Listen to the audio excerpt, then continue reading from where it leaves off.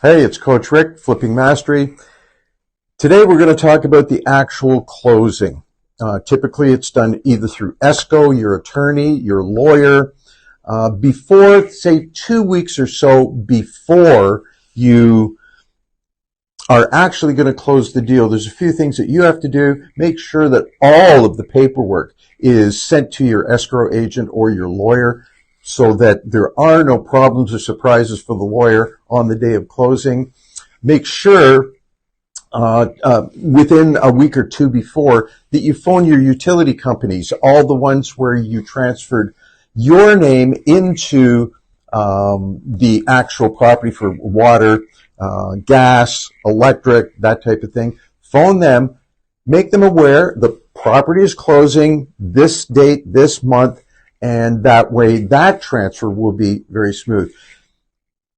Be available for the various people. You might run into possibly a home inspection should be done by that time. Maybe a final appraisal, something the finance company might want for the buyer, your lawyer. Make sure that you keep yourself very available for any questions. Sometimes when I do a flip, the lawyer says, gee, Rick, there's this and that. I say, I take care of it. And I'll jump in my car, and instead of relying on somebody else, I'll go and do it. I'll do it immediately. Then I know it's done, and there won't be any problems on the actual closing day. So at the end of that day, you can probably go to your attorney, your lawyer, escrow company, pick up your profit check. And that's got to be one of the best days in doing all of the flips, grabbing the profit. Anyway, those are some tips for today on closing. I thank you very much.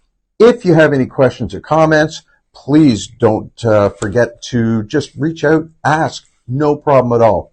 Thanks a lot. We'll talk to you soon.